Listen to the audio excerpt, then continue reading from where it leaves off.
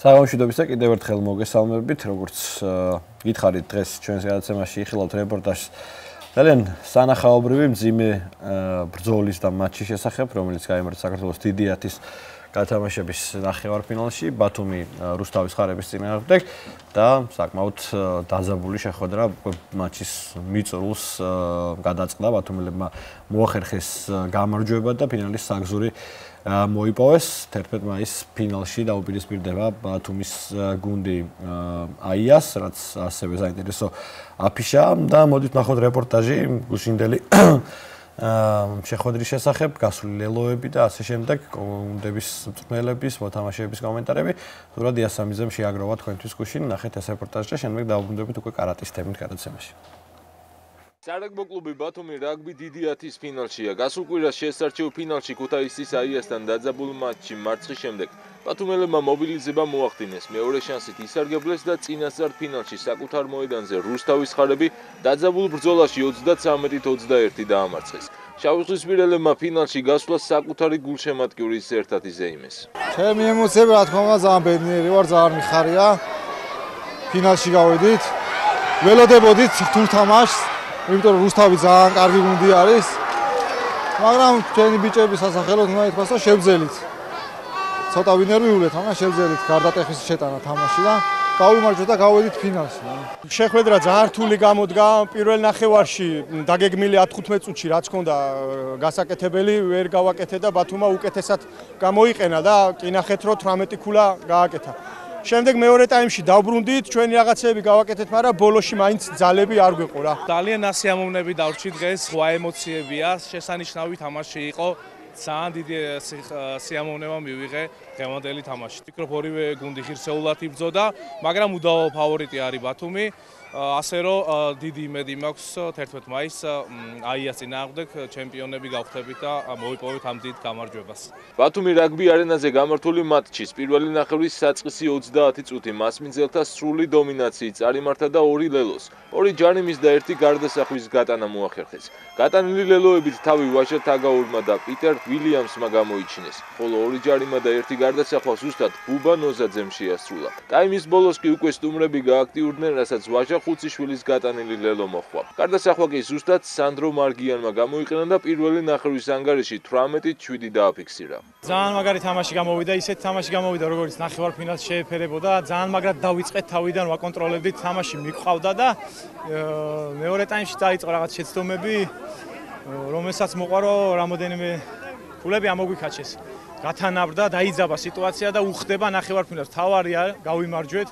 გავედით ფინალში და ულოცავ ბათუმს გულშემატკივარს და მაქსიმუმ ჩავდებთ ფინალში რა. ბათუმი ყოველთვის რთული მეტოქია უკვე. ბოლო წლებია, ბოლო 8-10 წელია უკვე სულის ჩემპიონობისთვის იბრძვიან და დღესაც უცოდით რომ ადვილი თამაში არ იქნებოდა. მემზადებოდით ბრძოლისთვის, მაგრამ სადღაც რა დაგვაკლდა ეს ბრძოლის უნარიანობა და ის სათამაშო ხარისხი და ცოდნა რომ დღეს თამაში მოგვეგო და ბოლომდე მიგვეყვანა ის შემოტრიალებული თამაში, რაც პირველი ტაიმი დავთმეთ. მეორე ნახევარში პირველი ქულების აღება კვლავ მასმინძლებმა შეძლეს. ბუბა ნოზაძემ ჯარიმა კიდევ ერთხელ ზუსტად შეასრულა და საკუთარი გუნდის უპირატესობა 14 ქულამდე გაზარდა. ამის შემდეგ კი სტუმრებმა მოუმატეს თამაშის სადავეები ხელში აიღეს და 2 გარდასახული ლელოთი შეხვედრის დასრულებამდე 10 წუთით ადრე ანგარიშის გათანაბრებაც შეძლეს. მიუხედავად იმისა, რომ შეხვედრის დასრულებამდე დარჩენილ 7 წუთში ბათუმელები მოედანზე კაცნაკულები იყვნენ, მასმინძლებმა ბრძოლის უნარიანობა გამოავლინეს და მეტოქეს ასევე 2 გატანილი ლელოთი უპასუხეს. ბათუმელებს მხსნელად პიტერ ვილიამსი მოევლინა, რომელმაც შეხვედრა საბოლოოდ ჰეტრიკით დაასრულა, ხოლო 2 ლელოდან 1 ზუსტად ვაჟა მიქაძემ გარდასახა და ირაკლი ნინიძის გუნდი დიდი ათის ფინალში 1 წლიანი პაუზის შემდეგ დაბრუნდა. საბოლოო ჯამში ყვაყოფილები ვართ, არ ველოდით მარტიტავას პლეი-ოფის თამაში მოითხოვს სხვა ხასიათს, სხვა ენერგიას და ფიქრობ მაქსიმუმი გავაკეთეთ მე და ჩემმა გუნდმა. აიასთან მძიმე თამაში იყო, კარგად გავაანალიზეთ, რის გამო წავაგეთ, 2 თამაში მქონდა ხარებთან მოგებული და ესეც ეხლა უფრო თავდაჯერებულად გამოვედით რა. წარმატებას ვუსურვებ შემდეგ სეზონში რუსთავის ხარებს და ჩვენ ფინალში რა, ჩემპიონობისთვის ყველაფერს გავაკეთებ და მაქსიმუმს გავიღებთ რა. მე მჯერა ჩემი გუნდის გოლი. პირველ რიგში მოწინააღმდეგე გუნდს მადლობა ღირსეული თამაშისთვის. ჩვენ ბიჭებს ულოცავ დამსახურებულ გამარჯვებას. პირველ ტაიმს რაც შეეხება, ჩვენი კარნახით მიდიოდა გეგმა რაც იყო ასრულებით 100%-ით. ესე დასრულდა, მაგრამ მეორეში რაღაც დისციპლინამ მოიკოჭლა და დისციპლინის ხარჯზე ქულებშიც აისახა. მაგრამ რაც თავარია მოახერხეთ თამაში დაბრუნება და შედეგიც დავდეთ. უაღრესად დრამატული მატჩი იყო. ესეთი მატჩები არის ზოგადად რომელიც ზრდის მოთამაშეებს, ჩემპიონატს და გაძლევს იმის საბაბს, რომ იფიქრო მომავალზე. თვითონ თამაში რაც შეეხება ნამდვილად ორი განსხვავებული ტაიმი იყო. პირველ ტაიმში ცოტა დაბნეულობა იყო, რამოდენიმე ესეთი მიუტევებელი შეცდომა დაუშვით, რომელიც ქულებად დაგვიჯდა. მეორე ტაიმში წირეოდენი გარდატეხები შევიტანეთ რაღაც სათამაშო სტილში, ამას შედეგი გამოიღო. კამბეკიც გავაკეთეთ, მაგრამ ისევ ერთმა შეცდომამ პრაქტიკულად მატჩის ბედი გადაწყვიტა. რაგბი დიდი ათის თასისთვის ფინალურ შეხვედრაში ბათუმელების მეტოქე მოქმედი ჩემპიონი ქუთაისის აია იქნება. ეს გუნდები მიმდინარე სეზონში უკვე მესამე დაუპირისპირდებიან ერთმანეთს. რეგულარულ სეზონში გუნდებმა თითო მოგება გაცვალეს, ხოლო შესარჩევ ფინალში ქუთაისელებმა მეტოქეს საშინაო კედლებში მინიმალური სხვაობით 11-10 აჯობეს. დამოუკიდებელი საქართველოს ისტორიაში ქვეყნის ჩემპიონობა შავიზღვისპირელებმა 4-ჯერ, ხოლო იმერულმა გუნდმა ქვეყნის პირველობა 5-ჯერ დაისაკუთრა. რაც შეეხება ქუთაისის აიას, რავი, მოქმედი ჩემპიონია, ძალიან კარგი შეტევა აქვს, სწრაფად გადადიან დაცვიდან შეტევაში, სხვა გუნდებისგან განსხვავებით, მაგი გამოარჩევს ქუთაისის აიას, რომ სწრაფი გუნდია და დინამიური თამაში უყვარს, კარგად ლაღად ბურთაობენ. აქვს როგორც იმ გუნდს საკუთარი ხელწერა, ესევე ჩვენი და ვეცდებით მაქსიმალურად, რომ ჩვენი უკეთესი იყოს 11-ში. მოედის ფაქტორი, რა თქმა უნდა, მე-16-ია და პლუსი აქვს, რა თქმა უნდა, მაგრამ ჩვენთვის მაგას მნიშვნელობა არ აქვს. ჩვენ ჩავდივართ საომრად და რაც შეეხება დაპირისპირებას, ორჯერ წავაგეთ, თავმარცხდით, ერთხელ მოვიგეთ თამაჯერებლად, მაგრამ ძალიან სწრაფი გუნდია და ჩვენც ალბათ საპირისპიროს დავუპირისპირებთ და წინ გავალთ რა. და მოვიგებთ ჩემპიონობას და გავახარებთ თელ აჭარას. რაგბი დიდი ათის ფინალი 11 მაისს ქუთაისში აია არენაზე გაიმართება. წარმატებებს უსურვებთ, რა თქმა უნდა, ბათუმის გუნდს ფინალურ შეხვედრაში და გადავდივართ შემდეგ თემაზე, ეს არის კარატე. უნდა ვისაუბროთ სერბეთში გამართულ უნივერსიადაზე, რომელშიც ქართველმა კარატისტებმა მიიღეს მონაწილეობა და ჩვენი სტუმარი უნდა წარმოგიდგინოთ პირველ რიგში საქართველოს კარატეს გაერთიანებული ფედერაციის, ეროვნული ფედერაციის პრეზიდენტი ბატონი კოჩა სურმანიძეა ჩვენთან ერთად. კოჩა, მოგესალმებით, მადლობა სტუმრობისთვის და მოდი ჩვენს მაყურებელს გავაცნოთ, მოუყვეთ აი ამ ტურნირის შესახებ, როგორ აღმოჩნდა სერბეთში თქვენი გუნდი ნაკრების შემადგენლობით, სადაც მედლების 4 ოქროს მედალი, როგორც თუ სწორად მახსოვს, რაოდენობით დაბრუნდით ქვეყანაში და ამ ტურნირის შესახებ, უნივერსიადის შესახებ და თქვათ ზოგადად განვლილი, თქვათ წლევანდელი წელი დღემდე ამდენად თქვათ ნაყოფიერი იყო კარატეს ნაკრებისთვის და სხვა თემებზეც გადავალთ შემდეგ. მოგესალმებით, მადლობა მოწვევისთვის. ასევე მეც ვისარგებლებ შემთხვევით მიულოცავ ბათუმელ რაგბისტებს ამ გამარჯვებას და იმედია ფინალშიც გვასახელებენ. რაც შეეხება სერბეთში, როგორ აღმოჩნდით, ეს იყო საერთაშორისო სასკოლო ფედერაციის მიერ ორგანიზებული ოლიმპიადა, ასე შეიძლება უწოდოთ ამას. და 2022 წელს მოხდა მსოფლიოს კარატეს გაერთიანებული ფედერაციის გაწევრიანება ამ ორგანიზაციაში, სადაც კარატეს ეგიდით ტარდება WKF-ის მიმართულებით კარატე და ანუ ამაში გაგვიმართლა ჩვენ, რომ ჩვენი სახეობა, ანუ ჩვენი მიმართულებას მიეცა შესაძლებლობა, რომ ხო მიგვეღო ამ ორგანიზებაში მონაწილეობა. ასევე ჩვენ მარტის თვეში საქართველოს სპორტული სასკოლო ფედერაციასთან გავაფორმეთ ურთიერთთანამშრომლობის მემორანდუმი და აქედან გამომდინარე გავაკეთეთ უკვე განაცხადი, წარმოადგინეთ, მცირერიცხოვანი გუნდი, ვიტომ დროის ფაქტორი იყო მაინც, მაგრამ მოასწარით, რეგისტრაციები გავაკეთეთ და ჩვენმა სპორტსმენებმა გვასახელეს მართლაც ეს იყო კარატეს შეიძლება ითქვას ყველაზე დიდი რანგის შეჯიბრი, იმიტომ რომ 54 ქვეყნის 4000-ზე მეტი მონაწილე ღებულობდა მონაწილეობას, უძლიერესი სპორტსმენები იყო. მინდა აღვნიშნო, რომ სამწუხაროდ ინდივიდუალურ შეხვედრებში ჩვენებმა ყველამ წააგო, თუმცა გუნდური ჩემპიონატი, გუნდური მოვიგეთ და გვასახელეს, ანუ 6 ფინალში მე-7 გუნდი დავამარცხეთ ჩვენ და საერთო ჯამში მთლიანობაში გუნდური პირველი ადგილი ავიღეთ. ეს თან ჩატარდა 4 ასაკობრივი კატეგორია იყო. 12, 13, 14, 15 წლები, მხოლოდ ამასაკის სპორტსმენები ღებულობდნენ მონაწილეობას ამ შეჯიბრში. 25 სპორტის სახეობა იღებდა საერთო ჯამში მონაწილეობას. ხო, ну, უნივერსიადა ოლიმპიადებზე ძირითადად ასე ხდება. და ეს არის თუ არა თქვა იმის საწინდარი, რომ ტრადიციად იქცეს ამ ტურნირზე თქვენი მონაწილეობა და კიდევ იხილოთ თქვა ამ ოლიმპიადაზე. კი, რა თქმა უნდა, ამიტომ ჯერ შედეგი გვაძლევს ამის შესაძლებლობას და აუცილებლად, იმიტომ რომ პრესტიჟულია, ამით ვინაიდან ოლიმპიური აღიარება აქვს ამას საერთაშორისო ოლიმპიური კომიტეტის მიერ აღიარებულია ISF-ი და კი ბატონო, მე დავსვი შეკითხვა ასევე თქვა განვლილ წელზე, გარდა ამ სერბული ვოიაჟისა, თუ ქონდათ სადმე კიდევ გასვლები და თქვა რა შედეგები არის ამ დროისთვის დაფიქსირებული თქვენი ფედერაციის.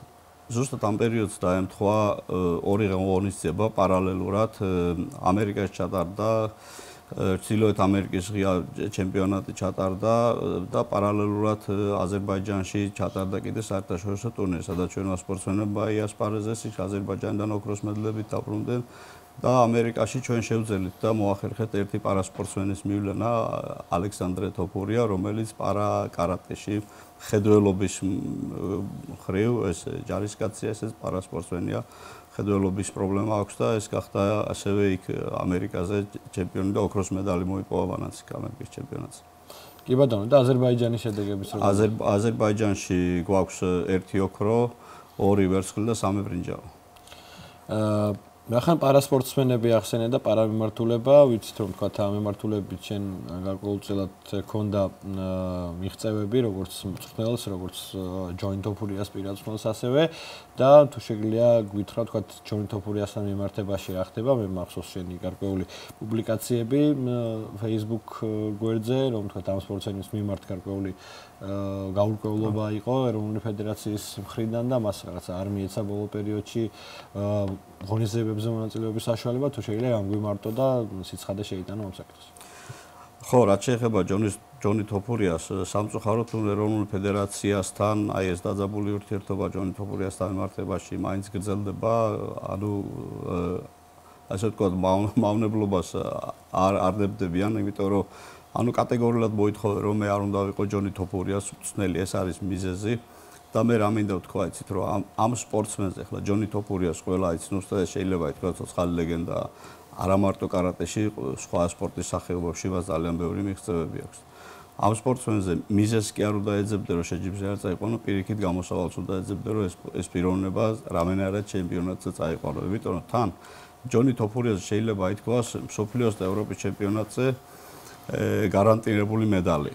იმიტომ რომ მას აქვს შესაძლებლობა медалიც აქვს აღებული, თუმცა ეს მიზეზი არის ჯერჯერობით ისევე, ანუ იმ ეგრეთ წოდებული სპორტული ეროვნული ფედერაციის განწყის წესრიგში და მათ შეძლეს მიაღწიეს იმას, შეიძლება ითქვას, რომ ეხლა მაისში იმართება სომხეთში ევროპის ჩემპიონატი და ჯონი თოფურია განაცხადში არ არის. არავის არ მოუთხოვია, არ მოუწერია ამ სპორტსმენის შესახებ, როცა შეიძლება ითქვას მართლა ეს სპორტსმენი მხრებზე უნდა გყავდეს შესმული და ეს უნდა იყოს სავიზიტო ბარათად ქცეული ჯონი თოფურია.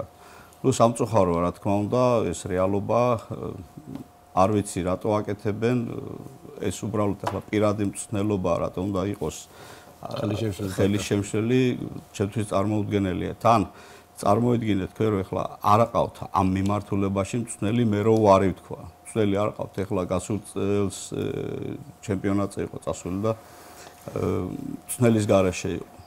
წარმოიდგინეთ, ხო და ნუ ეს არ ვიცი, ჩემთვის ნამდვილად გაუგებარია ეს აბსურდული მიზეზი, რაზეც ჯონიზე აცხადებენ, თუმცა მე არ ვაპირებ დანებებას, არ ვიცი ამ დღეებში ვაპირებ ჯონისთან შეხვედრას, ჩვენ მსოფლიო ჩემპიონატი გვაქვს ჩვენი მიმართულებით და ვფიქრობ, რომ ჯონის მსოფლიო ჩემპიონატზე წავიყვანთ UKF-ის მიმართულებით და იქ აუცილებლად გვასახელებს ჩვენ. კი ბატონო, მაშინ მსოფლიო ჩემპიონატზე გადავიდეთ, თქვა რა რანგის ტურნირია გასაგებია, როცა მსოფლიო ჩემპიონატი ქვია, თუმცა თქვა არის ხანდახან რომ ყველაფერი შეიძლება დაარქვა მსოფლიო ჩემპიონატი კარატეში განსაკუთრებით ხდება ესეთი რაღაცეები, რომ ძალიან ბევრი ორგანიზაცია, ძალიან ბევრი მიმართულება, მიმდინარეობა, ბევრ რამეს ქვია მსოფლიო ჩემპიონატი, მაგრამ ადგილზე შეიძლება სხვა რეალობა დაგხვდეთ. ამ შემთხვევაში თქვა თქვენ გაგვთ გამოცდილება ამ ტურნირზე სიარულის და მონაწილეობის ასევე და გითხარით თქვა რა რანგის ტურნირია მსოფლიო ჩემპიონატი, ვინ გაემგზავრება და რა შემადგენლობით წახვალთ. კი ბატონო, კი არის შეიძლება რაღაც სახეობებს რაღაც რეკლამისთვის რაღაცას ძახოდეს სოფლიო ჩემპიონატს ძახოდეს, მაგრამ VKF-ი აი ყველას შეუძლია ინტერნეტში მოიგონდა დაგუგლოს და ნახოს რა ორგანიზაცია შვედეთში ატარებენ მალმეოში ტარდება ეს ჩემპიონატი სოფლიოს ჩემპიონატი ტარდება თან ეს ორგანიზაცია რომელიც წაგან ვახსენეთ და ISF-ის წევრია აღიარებული ფედერაცია როგორც ოლიმპიური კომიტეტის მიერ ამ შეჯიბრზე ჩვენ ამ ორგანიზაციას წევრები ვართ ოფიციალურ უკვე ამ ჩემპიონატებზე ჩვენ ევროპის ჩემპიონატებზე გვაქვს მონაწილეობა მიღებული სოფლიოს ჩემპიონატზე არ წელს პირველად მივდივართ სოფლიოს ჩემპიონატზე ძალიან გრანდიოზული დიდი შეჯიბრი იქნება 12 ტატამზე გაიმართება ეს ჩემპიონატი ხო და ესეც არის იმის მაგალითი დავუშვათ რომ ეს არ არის რაღაცა პრივატ ორგანიზაცია შეიძლება ითქვას ძალიან ბევრი მონაწილე ყავს სერიოზული ორგანიზაცია და დაახლოებით ჯერჯერობით ესე ვფიქრობ 20 კაცამდე ოღონდ ზუსტი ციფრი ჩვენ გვეცოდინება დაახლოებით 15 მაისს უკვე გამოვაქვეყნებ ჩვენ რა თქმა უნდა იმ სპორტსმენების ვინაობას ვინც მიიღებს ამ შეჯიბრში მონაწილეობას და ინტენსიურად ვემზადებით ამ შეჯიბრისთვის. კი ბატონო, მას შემდეგ რაც თქვათ აჭარაში გაერთიანდა კონტაქტური და სპორტული გარეთის მიმართულება ვინც რომ კონტაქტში ტარდება დიდი საერთაშორისო ტურნირი თქვენი ბავშვები მონაწილეობდნენ აქ რა ხდება თქვენი კონკრეტული თქვენი სპორტული მიმართულებით აქ ადგილზე ჩასატარებელი ან ტურნირების თვალსაზრისით რომელიც გარკვეული მსვლელობები გქონდათ მახსოვს და თუ არის თქვათ კიდევ გეგმაში რომ ადგილზე ჩაატაროთ ასევე თქვენი ფედერაციის ეგიდით ტურნირი კი, რაც შეეხება ამ გაერთიანებას, ესეც ეროვნული ფედერაციის შეიძლება ითქვას რაღაცა მორიგი არასწორი სვლა არის, ვფიქრობ ასე, იმიტომ რომ მე კი ბატონო მივესალმები ამ გაერთიანებას, მე არ მაქვს ამაზე პირიქით, ამაზე პრეტენზიები და პრობლემები. შეიძლება ითქვას ამით მე უფრო ბიუროკრატიული საკითხები მომშორდა, სხვა მეტი არაფერი და ეს მეტად დააწვა ორმაგად ლევან ციძაძეს. გაერთიანეს სპორტული და კონტაქტური კარატე ერთ იმაში მოიყვანეს, ასე ითქვას, ბიუჯეტი ცალკე რა თქმა უნდა, იმას თავისი ბიუჯეტი აქვს, ანუ სპორტული რაც გამოყოფილი აჭარის ფედერაციაზე იგივე ბიუჯეტი ჩვენ სპორტსმენებზე და ფაქტიურად ჩვენი ძირითადად ჩვენი სპორტსმენები იღებულას ვიდა ახლა სხვა სპორტსმენები იქ არ არის, ჩვენი სპორტსმენები იღებს მონაწილეობას და უბრალოდ კიდე ერთხელვა მინდა აღვნიშნო რომ უბრალოდ ლევანის დაემატა დამატებითი შრომა კი იცით ახლა ლევანის ენთუზიაზმი და მონდომება არაკლია. მონდომება არაკლია, მაგრამ არც საქმე არაკლია. დროშიც არის და ხო ნუ მაქსიმალურად ახლა ვცდილობთ მაინც რომ გვერდში დავუდგეთ, იმიტომ რომ სპორტსმენებია აღარ ვაპირებთ ამ მიმართულებით სიტუაციის გამწვავებას ნამდვილად არ ვიღირს, იმიტომ რომ მე არ ვიდა დაზარალდეს სპორტსმენები. ახლა ჩვენ რო გავჯიუტეთ იმიტომ ამის გაერთიანებას თუ არის საუბარი, როგორც სპორტული წესი, როგორც კანონი პირველ რიგში ეროვნული ფედერაციების შორის უნდა მოხდეს განვითარება და შემდეგ რეგიონებში, მაგრამ პირიქით გააკეთეს, იმიტომ რომ აქ ფაქტიურად როგორც შეიძლება ახლა არჩევნებში, აჭარის ფედერაციის არჩევნებზე იყო საუბარი, მაგრამ არ ყავდათ მათთვის მისაღები კანდიდატი, რომელიც შეიძლება აქ არჩევნებში მოიგებდა და ამიტომ გააკეთეს ეს. თუმცა აღარ გავაგრძელეთ დავა, იმიტომ რომ არ დაზარალდეს სპორტსმენები და ამ კუთხით ჩვენ თანამშრომლობთ, ტარდება რაღაცა ღონისძიებები, ჩვენი სპორტსმენები მიდიან, აი ეს არის ზუსტად ჩვენი სპორტსმენების შედეგები აზერბაიჯანში. ახლა აპრილში მიეგზავრებიან ჩეხეთში კიდე ჩვენი სპორტსმენები, ჩემი სპორტსმენები არის ძირითადად დაკომპლექტებული, სხვა არავინ არ არის და მე ადგილზე ჩასატარებელ ტურნირს გულისხმობ, ან თქვათ აჭარაში ტურნირი დიდი ერთხელ გქონდათ მახსოვს. აჭარის ჩემპიონატი ჩატარდა, ხო, პატარა ტურნირი ჩატარდა იქ ამ გაერთიანების შემდეგ. ეხლა კი გეგმაში არის ალბათ აი 10-11-ში თუ არ ვცდები, ხელვაჩაურში ჩატარდება ღია ჩემპიონატი. და ნუ ამ კუთხით არის ძირითადად რა ეს ღონისძიებები არის დაგეგმილი ძირითადად გასული ჩემპიონატებია. კი ბატონო, ძალიან დიდი მადლობა ბატონო გოჩა წვრობისთვის პრინციპში თემა მოვწურეთ ბოლომდე მე მგონი რაც ქონა სასაუბრო. იმედია რომ ეს რაღაცა ბიუროკრატიული პრობლემები რაც ახსენეთ კონკრეტული სპორტსმენების მიმართ თან პარასპორტსმენების მიმართ დამოკიდებულებაც შეიცვლება და მთავარი არის მონაწილეობა, მთავარი შედეგი შეიძლება იყოს მეორეხარისხოვანი განსაკუთრებით როცა პარასპორტს ეხება საქმე ჩემი აზრით და იმედია რომ ბატონი ჯონი თოფურიას საკითხის დადებითად განაცხადება და თქვენ ყოველ შემთხვევაში ბოლომდე მიიყვანთ ამ თემას. მადლობა რომ იყავით დღეს სპორტ კლუბის სტუმარი გოჩა სურმანიძე იყო ჩვენთან ერთად. საქმე კი გადავინაცვლებ ჩვენს კოლეგასთან, ლანა ჯაფარიძესთან, რომელიც მოგვიყვება დღეს გასული ქმეების საინტერესო სპორტულ სიახლეებს. ლანა, მოგესალმებით. მოგესალმებით, ბესო, მივესალმებით ჩვენს მაყურებელს. დღეს მართლაც საინტერესო სპორტულ ამბებს მოგიყვებით. საკალათბურთო კლუბ ბათუმისთვის სეზონი დასრულებულია. ბუბა ბერიშვილის გუნდმა საქართველოს სუპერლიგის მეოთხედ ფინალურ ეტაპზე ქუთაისთან სერია 3-1 დათმო და ჩემპიონობისთვის ბრძოლას გამოეთიშა. ამ გუნდებს შორის სერიის მეოთხე მატჩი, რომელიც გადამწყვეტი გამოდგა, ბათუმში გაიმართა და სტუმრებმა 82-71 იმარჯვეს. ბათუმელთა რიგებში საუკეთესო ჯაქსონ ბრენჩლი იყო, რომელმაც 16 ქულა ჩააგდო, ხოლო სტუმრებს 19 ქულით მარკილ სმიტმა ულიდერა. აქვე გეტყვით, რომ მოქმედი ჩემპიონი ქუთაისი ნახევარფინალში ზესტაფონის მარგვეთს დაუპირისპირდება. სერიის პირველ ორ მატჩს 7-9 მაისს ქუთაისი უმასპინძლებს. ქალთა ფრენბურთის კლუბი ბათუმი ეროვნული ჩემპიონატის ფინალში ითამაშებს. ხათუნა გიორგაძის გუნდმა ნახევარფინალურ ეტაპზე თბილისის ფრენბურთის გუნდი მარტივად დაამარცხა. ბათუმელებმა მეტოქეს პირველ შეხვედრაში სტუმრად 3-0, ხოლო შინ 3-1 მოუგეს და ფინალში თამაშის უფლება მოიპოვეს.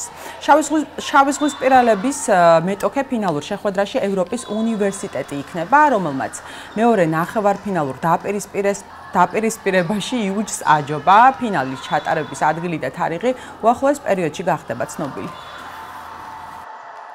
უკვე მესამე თამაში გქონდა თბილისთან, ეს იყო მეორე პლეი-ოფი. მოვიგეთ ისევ დამაჯერებლად და ძალიან გახარებულები ვართ, რადგან ვართ ფინალში. გვექნება ფინალი დიდი ალბათობით ევროპის უნივერსიტეტის წინააღმდეგ და წელს დარწმუნებული ვარ, ბათუმი ჩემპიონი გახდება. დღეს გქონდა საპასუხო შეხვედრა თბილისის გუნდთან. პირველი მატჩი მოვიგეთ საკმაოდ დამაჯერებლად 3-0 დავამარცხეთ თბილისის გუნდი, მაგრამ ამ ეტაპზე სახლში თამაში ცოტა გაგვიჭირდა, ამას ჰქონდა გარკვეული მიზეზები. ბოლომდე აღდგენა ალბათ ვერ მოვასწარით გუნდმა და მაგიტომ პირველი ორი სეტი ცოტა რთულად გადავლახეთ, მაგრამ მთავარია შედეგი.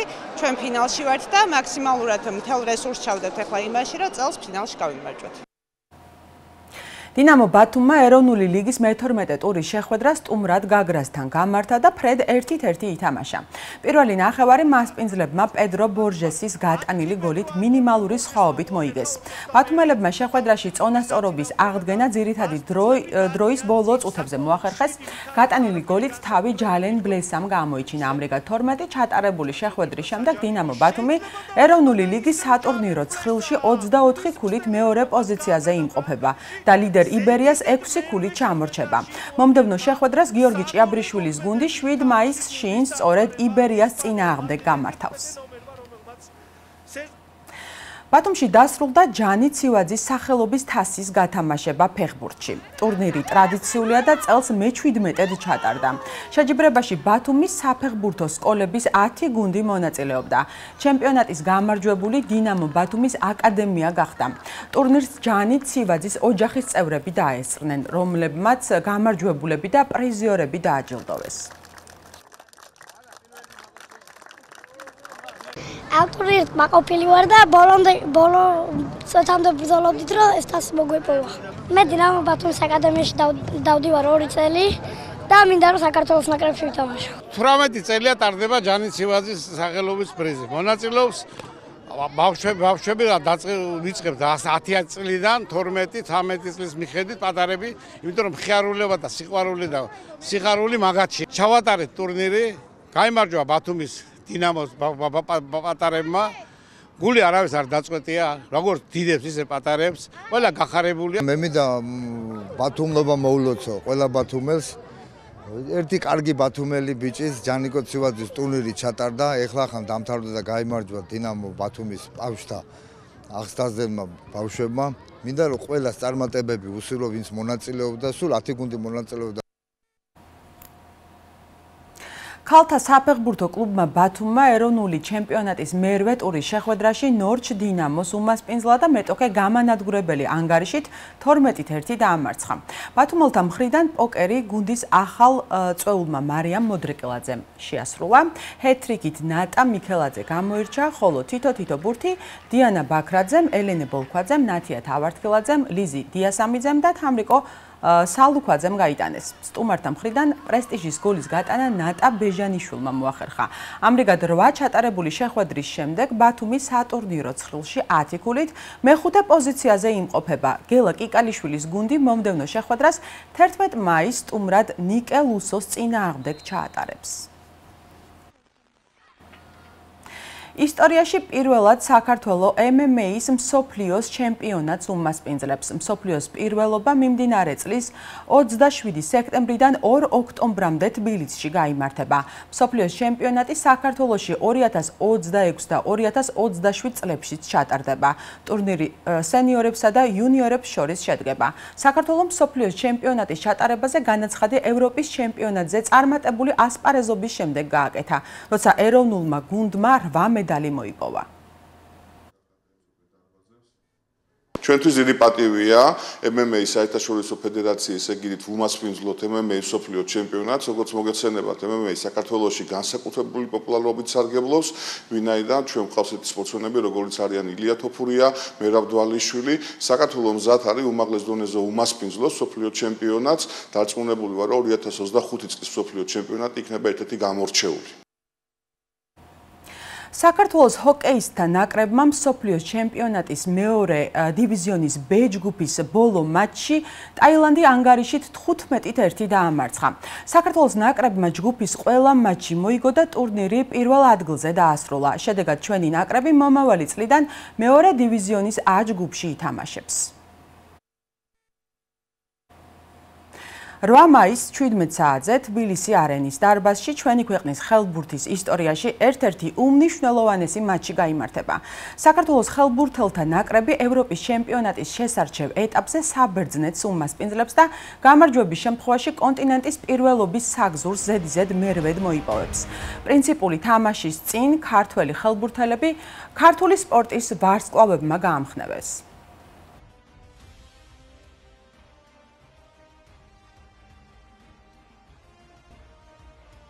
ჩვენ ხელბურთელებს უმნიშვნელოვანესი მატჩი აქვს საბერძნეთის წინააღმდეგ და გამარჯვების შემთხვევაში ზედიზედ მეორედ ვიასპარეზებთ ჩვენი ეროვნული ნაკრებით ევროპის ჩემპიონატზე. ამიტომ გთხოვთ ყველას 8 მაისს 17 საათზე თბილისი არენაზე ყველამ ერთად ხარი დაუჭიროთ ჩვენ ბიჭებს. აბა თქვენიც ბიჭებო, წარმატებები.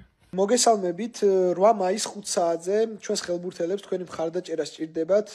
თბილისი არენაზე ძალიან მნიშვნელოვანი მატჩი გავმართავთ საბერძნეთის ნაკრების წინააღმდეგ და მოგების და გამარჯვების შემთხვევაში მეორედ გავალთ ევროპის ჩემპიონატზე. აუცილებლად მოდით მატჩზე და ერთად უგულშემატკივროთ ჩვენს ეროვნულ ნაკრებს. 8 მაისს 17 საათზე ჩვენს ხელბურთელებს ჩვენ მხარდაჭერა სჭირდებათ. თბილისის არენაზე ეროვნული ნაკრები საბერძნეთთან უნიშნულოვანეს მატჩს გამართავს. მოგების შემთხვევაში ზედიზედ მეორედ ვიასპარეზებთ ევროპის ჩემპიონატზე. ამიტომ მოდით მატჩზე და ყველამ ერთად უგულშემატკივროთ ჩვენს ნაკრებს. მოგესალმებით ბიჭებო და წარმატებას გისურვებთ ამ უნიშნულოვანეს ეტაპზე საბერძნეთთან. ერთი ნაბიჯი გაშორებთ ევროპის ჩემპიონატამდე და დარწმუნებული ვარ, ეს კვლავ თქვენ საზიკეთო ჩაივლის, ასე რომ წარმატებები.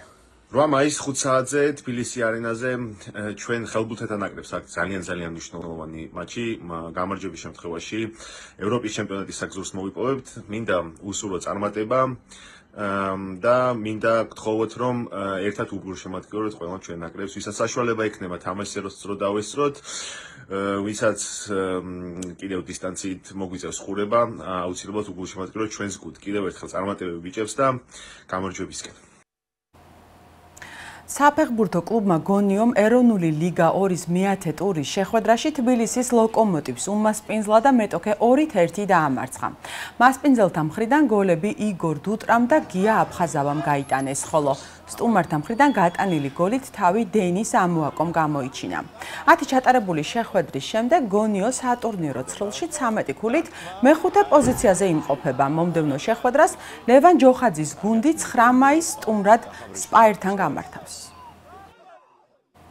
მაშასე დღეისათვის ეს ბოლო სპორტული სიახლე იყო. მე მომავალ ორშაბათამდე გემშვიდობებით ნახვამდის.